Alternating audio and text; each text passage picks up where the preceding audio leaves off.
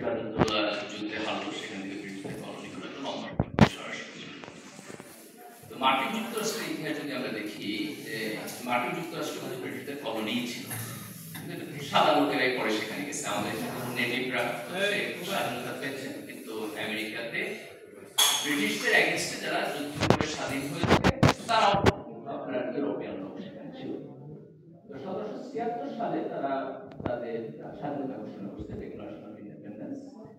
তারপর 6-7 বছরের মতো যুদ্ধ হওয়ার পরে তারা স্বাধীন হয়েছে, তাদের দেশ হয়েছে। ইন্টারেস্টিংলি, যেমন আমরা যখন আমাদের মুক্তিযুদ্ধের ইতিহাস বলি না, আপনি সব জায়গায় খুঁজে পাবেন যে একজন মাত্র নেতা ছিলেন মনোপলি, কিন্তু আমেরিকাতে ওনারা যখন ওনাদের ইতিহাস পড়েন তখন ওখানে একটা শব্দ ইউজ করেন, তাদের ফাউন্ডার ফাদার্স। একজন ফাদার না, জর্জ ওয়াশিংটনকে ফাদার অফ দ্য নেশন বলেন। এট দ্য সেম টাইম তাদের হচ্ছে ফাউন্ডার ফাদার্স, যারা এই আন্দোলনকে কালেক্টিভলি করছে, যাদের কন্ট্রিবিউশন আছে। জর্জ ওয়াশিংটনের পাশাপাশি থমাস জেফারসন আছেন, জন অ্যাডামস আছেন, এবং আরো ব্যক্তি তার কন্ট্রিবিউশন করছে। খুব ইন্টারেস্টিং একটা জিনিস। ওনারা যখন স্বাধীন হলেন, ওদের প্রথম প্রেসিডেন্ট হলেন জর্জ ওয়াশিংটন। উনি মিলিটারি কমান্ডার ইন চিফ ছিলেন, এই যুদ্ধে উনি নেতৃত্ব দিয়েছেন। প্রথমে 4 বছরের জন্য প্রেসিডেন্ট হলেন, তারপর আবার 4 বছরের জন্য প্রেসিডেন্ট হলেন। 8 বছর হওয়ার পরে উনি স্বেচ্ছায় ক্ষমতা ছেড়ে দিয়ে চলে গেছেন। ক্ষমতা ছিলেন না।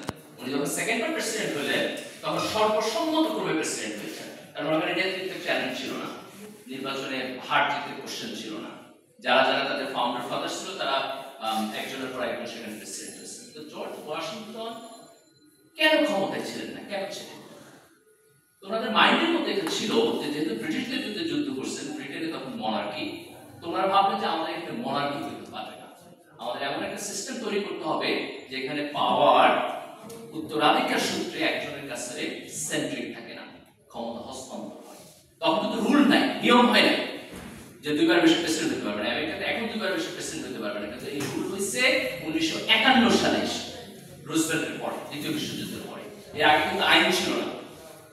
কিন্তু আপনি এই 76 থেকে শুরু করে 1950 সাল পর্যন্ত এই রুজভেল্ট বাদে এর আগে একজনও পাবেন না যারা 2 বছরের বেশি থাকছে। তাদের গণতন্ত্র প্রশ্নের সম্মুখীন হয় না। কেন? এই যে জর্জ ওয়াশিংটনের মতো ভিশনারি লিডাররা স্বেচ্ছায় একটা কালচার তৈরি করছে। অথচ আমাদের এখানে কি হলো? এত বড় একটা মুক্তিযুদ্ধের মধ্যে দিয়ে দেশ স্বাধীন হলো, 72 সালে আইসা আপনি একটা কনস্টিটিউশন করলেন, যে কনস্টিটিউশনে এই দেশের সংখ্যাগরিষ্ঠ মানুষের আন্ডারস্ট্যান্ডিং রিফ্লেকশন হলো না। 73-এ আপনি একটা নির্বাচন করলেন, যে নির্বাচন সুষ্ঠু হলো না। আর 75-এ আপনি গণতন্ত্র বাদ দেয়া বাকশাল করলেন। এই যে শর্টকাট ক্ষমতার জন্য, যে কারণে আমাদেরকে আজকেও গণতন্ত্রের জন্য সংগ্রাম করতে হয়েছে। আমেরিকানদের কেন করতে হয় নাই? কারণ প্রথম যে ব্যক্তি ছিলেন যারা এটা শুরু করছেন, দে ওয়ার গ্রেট পিপল, তারা গ্রেট কালচার তৈরি করছেন, ট্র্যাডিশন তৈরি করছেন। তাহলে আজকে এই গণ অভ্যুত্থানের মধ্য দিয়ে আমরা যদি একটা নতুন রাজনীতি তৈরি করতে চাই, আমাদের সারা দুনিয়ার ইতিহাস থেকে শিখতে হবে। প্রথম হচ্ছে যে এই অভ্যুত্থানের ইতিহাসকে মনোপলি করবেন না, কেউ একা দাবি করবেন না আমি একলা করছি না। যার এখানে যতটুকু কন্ট্রিবিউশন উদার চিত্তে সেটি অন্যকে দিবেন। এই গণ অভ্যুত্থানে ছাত্ররা নেতৃত্ব দিয়েছে, এই গণ অভ্যুত্থানে ছাত্ররা বাদে বাকিরা সবাই এখানে আসছে। এই গণ অভ্যুত্থানে রাজনৈতিক দলের কন্ট্রিবিউশন আছে, যে সমস্ত রাজনৈতিক দল লম্বা সময় হাসিনার ফ্যাসিবাদের বিপক্ষে দাঁড়িয়ে সংগ্রাম করছে। এখানে বিএনপির কন্ট্রিবিউশন আছে, এখানে জামাতের কন্ট্রিবিউশন আছে, এখানে ছাত্র দলের কন্ট্রিবিউশন আছে, এখানে শিবিরের কন্ট্রিবিউশন আছে, এখানে সাধারণ ছাত্রদের কন্ট্রিবিউশন আছে, তাই না? এখানে ছাত্র অধিকার পরিষদ, নাগরিক কমিটি এখন যারা করছেন, বৈষম্যবিরোধী ছাত্র আন্দোলন, তার সবার কন্ট্রিবিউশন আছে। আমাদের উদার চিত্তে এই কন্ট্রিবিউশনকে স্বীকার করতে হবে। এই আন্দোলনের একটা বড় যে ক্যারেক্টারিস্টিক, সেটি হলো যে এই আন্দোলনের মধ্যে তরুণদের অংশগ্রহণ বেশি ছিল। এটা হচ্ছে এক্সট্রাঅর্ডিনারি নিউ সিচুয়েশন। যাদের বয়স 15 বছর, 20 বছর, 25 বছর, 30 বছর, তাদের পার্টিসিপেশন ছিল এখানে। আমরা ডাটা অ্যানালাইসিস করে দেখছি যে যারা মারা গেছে তাদের বয়সের ডিস্ট্রিবিউশন আপনি অলমোস্ট 75-80% পাবেন যাদের বয়স 30-35 নিচে। And that is also true যারা আন্দোলনে পার্টিসিপেশন করছে। আপনি রাস্তার ভিডিও ফুটেজ দেখবেন, আপনি দেখবেন তরুণ। এই যে এখানে বলা হতেছিল না যে আমাদের জনসংখ্যার ডিভিডেন্ড আছে, আমরা অনেক আলাপ করতেছিলাম যে হাসিনার এত ফ্যাসিলিটি শাসনের মধ্যে দিয়ে ওই দেশের ইকোনমিক্স কলাপস করতেছে না কেন? একটাই কারণ ছিল যে এই দেশে ইয়াং পিপলের পরিমাণ বেশি, এটা ছিল তার স্ট্রেংথ। কিন্তু এটা তার উইকনেস হয়েছে। এই ইয়াং পপুলেশন যখন ফ্রাস্ট্রেটেড হয়ে রাস্তায় এসে দাঁড়িয়েছে, তখন তার পতন হয়েছে। তাহলে এটা যদি কালেকটিভ এফোর্ট হয়, কিন্তু তরুণদের এফোর্ট যদি হয়, তাহলে আগামী দিনের রাজনীতিতে এই তরুণদের মধ্যে 5টা আকাঙ্ক্ষাকে আমাদের একত্রিত করতে হবে। আমরা কয়েকটা ভাবে করতে পারি। ঠিক। এক, যে সকল রাজনৈতিক দল বোঝার চেষ্টা করবে তরুণরা কি চায় এবং তারা যেটা চায় সেটা অনুযায়ী আমি আমার রাজনৈতিক এজেন্ডাকে পরিবর্তন করব। তো রাজনৈতিক দলগুলো যদি এটা করে তাহলে আমরা সামনের দিকে যাব। দুই, রাজনৈতিক দলগুলো তার দলের মধ্যে তরুণদের জায়গা দিবে, শুধু মাঠ পর্যায়ে না, তৃণমূলে না, তাদের নেতৃত্বে। আমরা দেখতে চাই যে বিএনপি এবং জামাত এখন বড় দুটো রাজনৈতিক দল, তাদের যে সর্বোচ্চ ফোরাম, তাদের স্থায়ী কমিটি, তাদের নির্বাহী পরিষদ, সেইখানে 50% লোকের বয়স 50% এর নিচে হওয়া উচিত। যদি রাজনৈতিক দলগুলো ব্যর্থ হয় তাহলে আমরা আবার হাসিনার যে পতন হয়েছে আমরা দেখবো পরবর্তী রাজনৈতিক সরকারেরও একই রকম পতনের রাস্তায় তারা হাঁটবে। এই দেশের তরুণ প্রজন্ম এখন অনেক, তাদের সাথে আপনি কানেক্টেড না হতে পারলে এই দেশে আপনি রাজনীতি করতে পারবেন না। থার্ড, যদি রাজনৈতিক দলগুলো তরুণদেরকে নিবে এবং তার পাশাপাশি তরুণরা নতুন রাজনৈতিক দল করুক, একটা না, দুইটা না, আরো বেশি রাজনৈতিক দল করুক।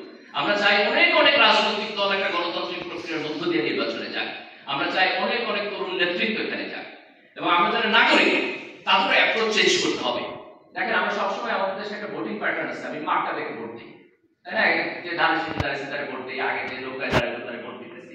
এখন আপনি যদি ব্যক্তির যোগ্যতাকে না দেখা মার্কা দেখা ভোট দেন তাহলে তো রাজনৈতিক দলকে আপনি এই সুযোগ দিলেন যে তারা তার নমিনেশন পয়সা দিয়ে বিক্রি করতে পারবে। এই দোষ তো শুধু রাজনৈতিক দলের না, এই দোষ তো আপনার, কারণ আপনি এভাবে ভোট দেন। এই দোষ আমার, কারণ আমি এভাবে ভোট দিই। আমরা যদি একটা সুষ্ঠু নির্বাচনী প্রক্রিয়া পাই এবং ভোটের সময়ে এই দেশের তরুণ প্রজন্ম যদি তার জাজমেন্ট অ্যাপ্লাই করে, ভালো লোক দেখা ভোট দেয়, তাহলে আপনি দেখবেন যে রাজনৈতিক দলগুলোই একটা, দুইটা, তিনটা নির্বাচনের পরে ইয়াং পিপল, সৎ পিপল, ভালো লোককে মনোনয়ন দিতে বাধ্য হবে। কারণ সে তো ক্ষমতায় যেতে চায়।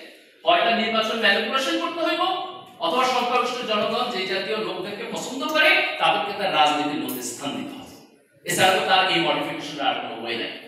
তো আমরা রাজনৈতিক দলগুলোর কাছে আহ্বান জানাবো, তরুণ প্রজন্মের এই পারসেপশন বুঝেন, তারা যখন তরুণদেরকে তাদের রাজনীতির মধ্যে জায়গা দেন। যে সমস্ত তরুণরা আজকে রাজনীতি করতে চাইতেছেন আমরা তাদেরকে বলবো যে আপনারা শর্টকাট করেন না, জনতার কাছে গিয়ে দাঁড়ান, ভদ্রভাবে সৎভাবে রাজনীতি করেন। একটু কঠিন রাস্তা হবে, কিন্তু সেই রাস্তায় আপনারা যখন সফল হবেন তার ইম্প্যাক্ট অনেক দূর পর্যন্ত হবে। এবং আমরা বাংলাদেশের জনগণ এবং তরুণ প্রজন্মকে বলবো যে আমরা যদি একটা সুষ্ঠু গণতান্ত্রিক নির্বাচন প্রক্রিয়া করতে পারি, আপনারা ব্যক্তিদের যোগ্যতা দেখে, তাদের প্রোফাইল দেখে, তাদের পারফরমেন্স দেখে ভোট দেন।